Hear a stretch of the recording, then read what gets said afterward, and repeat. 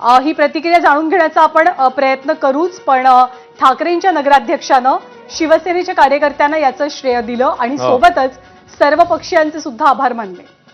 खरं, आणि याची चर्चा आता पुढे होत राहील. एक महत्वाचं वाक्य भरत गोगावलेंचं आलंय, आगे आगे देखो होता है क्या. त्यामुळे आता पुढे नेमका काय ट्विस्ट वाढवून ठेवलाय, कारण महापालिका निवडणुका अवघ्या काही दिवसांवर आहेत आणि त्या पार्श्वभूमीवर अशा प्रकारे ठाकरेंच्या शिवसेनेचा नेता जिंकतो, तो शिंदेच्या शिवसेनेत जाण्याची शक्यता व्यक्त होते, तशी चर्चा होते आणि त्याचवेळी तो सगळ्यांना याचं क्रेडिट देतो.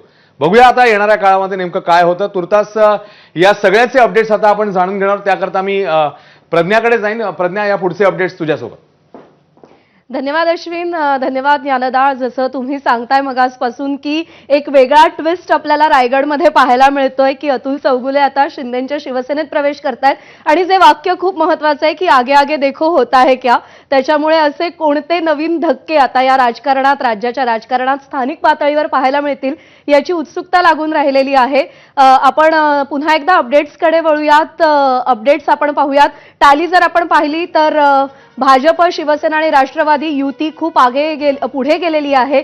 भरत गोगावले यांची प्रतिक्रिया आहे आगे आगे देखो होता है क्या. तर श्रीवर्धनमध्ये ठाकरेंचे विजयी नगराध्यक्ष सुद्धा आता शिंदेच्या शिवसेनेची वाटचाल करताना आपण पाहतोय.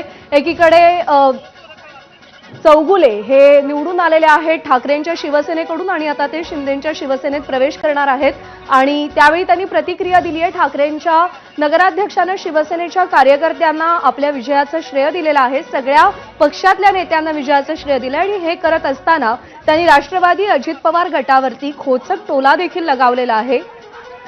श्रीवर्धन नगरपालिकेवर ठाकरे सेनेचे अतुल चौगुले आहेत, ते विजयी झालेले आहेत आणि यानंतर शिवसैनिकांनी या ठिकाणी जल्लोष या ठिकाणी सुरू केलेला आहे. आपल्यासोबत स्वतः अतुल चौगुले जे आहेत, काय सांगाल, विजय झाला? मी मगासपासून एकच सांगतोय, हा विजय माझा वैयक्तिक नाहीये, इथे उपस्थित असलेल्या सर्व पक्षीय कार्यकर्त्यांचा आहे, ज्यांना हुकूम